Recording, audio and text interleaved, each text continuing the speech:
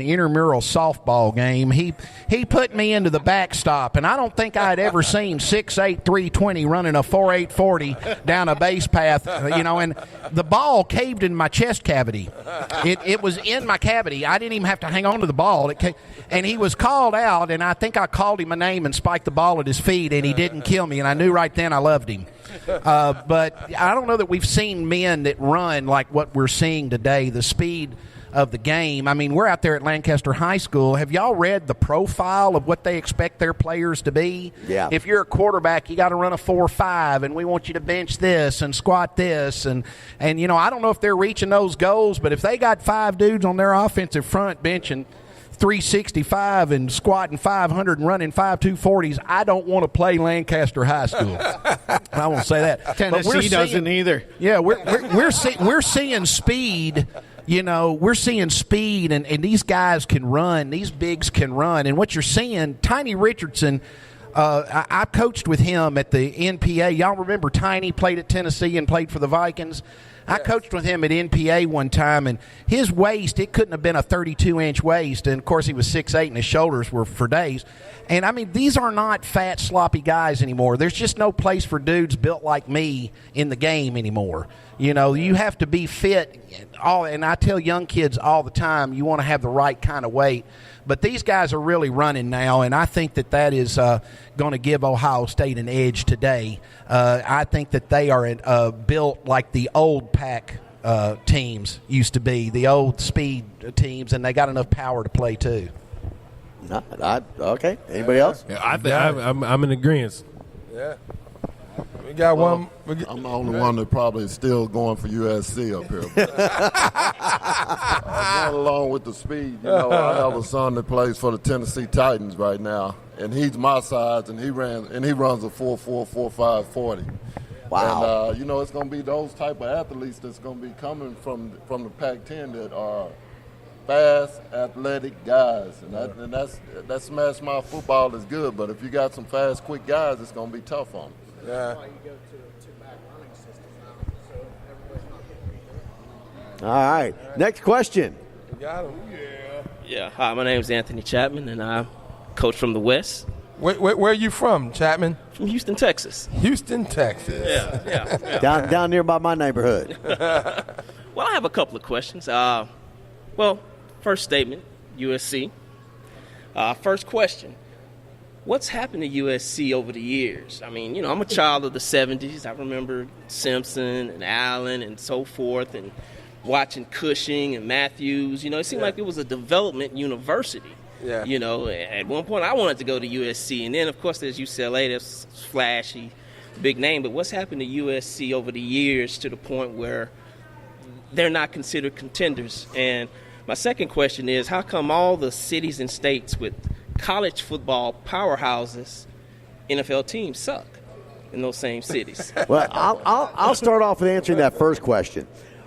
The biggest problem with USC and why they have fallen off prominence is because of the NCAA violations that they occurred after those.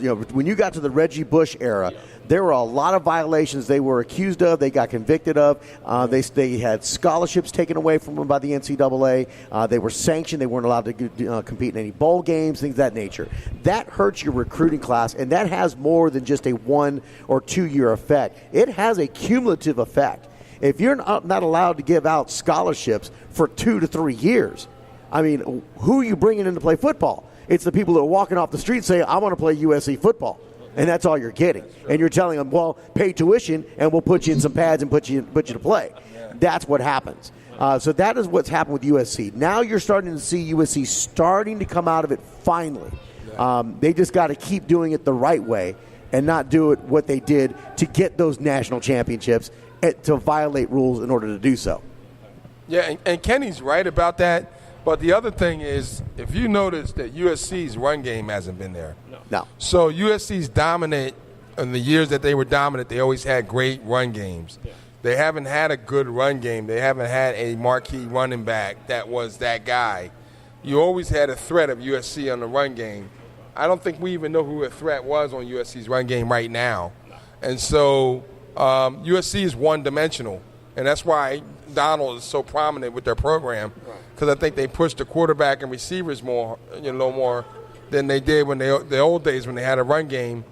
And so the balance they had when Reggie Bush was there, and you had a good run tandem with USC, made Matt Leinart a little more dangerous, because when he threw, it was more efficient because they had great receivers, but you had a great run game to keep the defense balanced. I don't think Ohio State has to worry as much on the run game for USC, because all they have to do is really prepare for Donald in the pass game. So there's a little difference. So that's why I think if USC had a threat and a really strong run game, they wouldn't even be here. They would be in the college playoff game. All right. First, let me say thank you, Brett. My son, Leonard Chapman, this is his second year, and it's been a great experience for him. And he's really enjoying himself down here. And it's a great experience for all these kids to come out and showcase their talent. I think the problem right now is coaching. I mean, these coaches change jobs so much to whereby you give a coach three years to change a program, and they're just now getting their guys into the program. Right. So I think a lot of what's going on right now has to do with the coaching and not giving these coaches enough time to implement the programs that they need to, and their style of football. I mean, at A&M, we've been on the carousel for years. We haven't had a quarterback that's been consistent, and I think all those things just snowball into the effect that we're getting right now.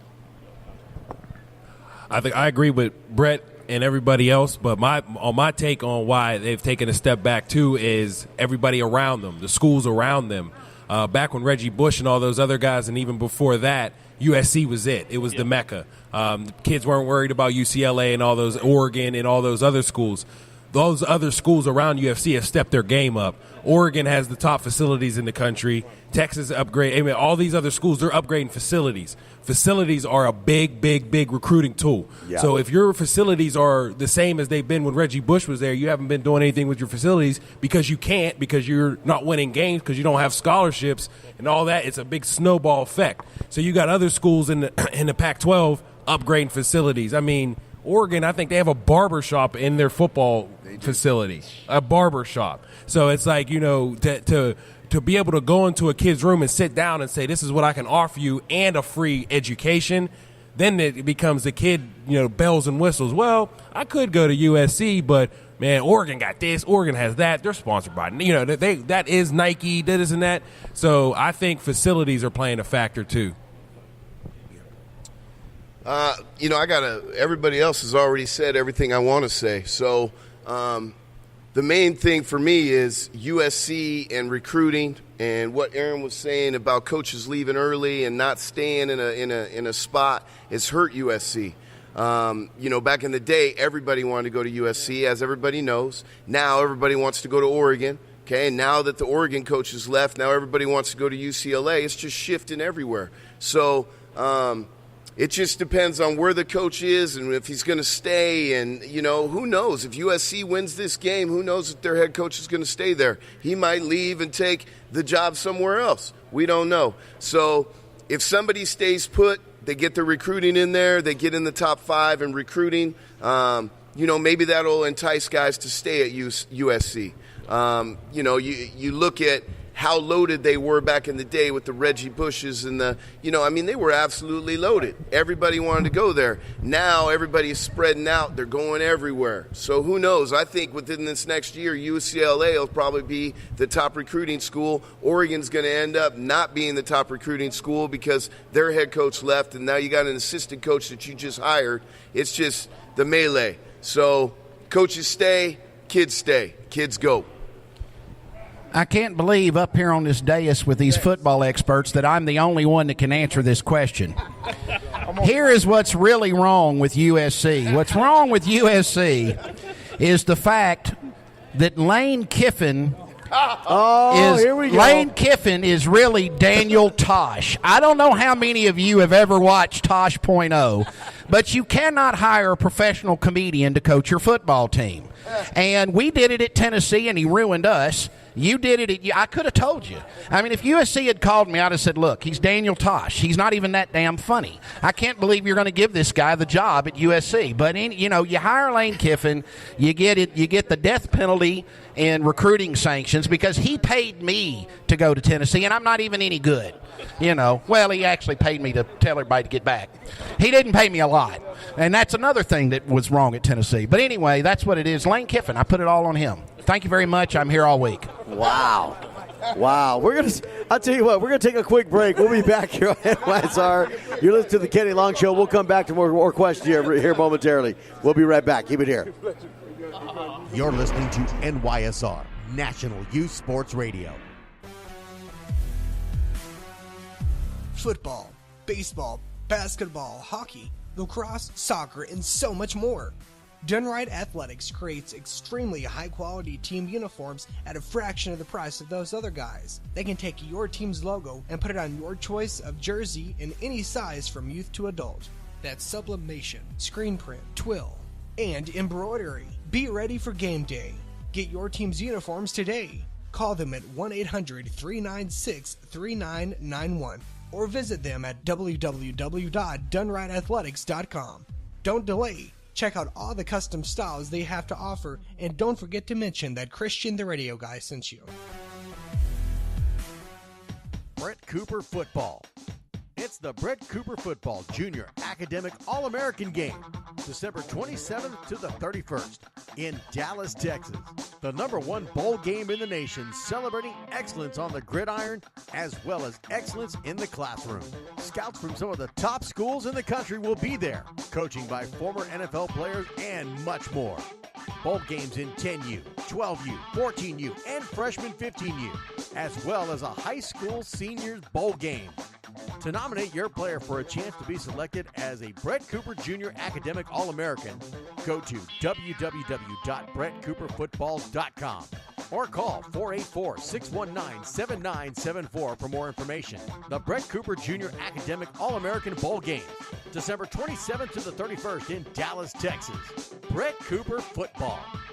Hi, Kenny Long here with NYSR and Friday Night Tykes, and I want to talk to you about rain gutters. With the recent heavy rains in South Texas, many of us have come to realize that the rain gutters on our homes either don't work or simply just don't exist, destroying flower beds and just creating a mess. Let me tell you about Curtis McCluskey with Advanced Rain Control. He is your go-to guy for seamless gutters, cleanouts, and repairs. Serving San Antonio and the surrounding areas with over 25 years experience, Curtis will get you a quality rain control gutter system on your home at a quality price. Contact Curtis at 210-863-9881 for your free quote today. That's 210-863-9881. Advanced Rain Control is a proud sponsor of NYSR, National Youth Sports Radio. Don't get caught in the rain without a quality gutter system on your home. From Advanced Rain Control, call Curtis today at 210-863-9881 and tell him Kenny Long from NYSR sent you.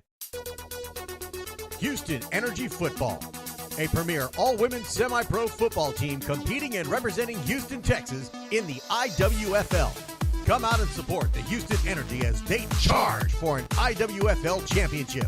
Home games played at DeMent Stadium, 1000 Keene Street in Galena Park, Texas. Tickets $15 at the gate. Check them out at HoustonEnergyFootball.com for pre-order discounts. That's HoustonEnergyFootball.com. NYSR is proud to be the new home and voice of the Houston Energy. All Houston Energy home games will be broadcast live on NYSR, National Youth Sports Radio, with Kenny Long, the voice of Friday Night Tykes. Just go to nationalyouthsportsradio.com and click on the live Houston Energy link. Once again, that's nationalyouthsportsradio.com and click on the live Houston Energy link. Houston Energy Football.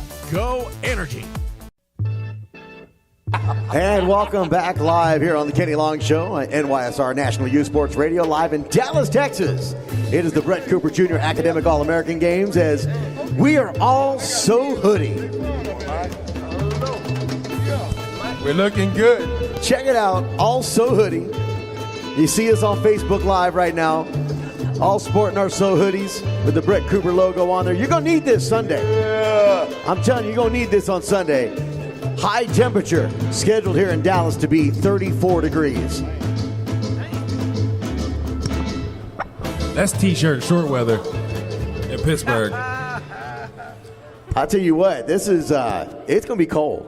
Yeah. It is going to be cold. I'll tell you what, these things here at So Hoodie, check it out at SoHoodie.com, or you can go to my website, nationalusportsradio.com. So Hoodie, it's a great aspect, great tool. You see the NFL players now. I mentioned Cam Newton. Cam Newton's one of those, you see him on the sidelines all the time.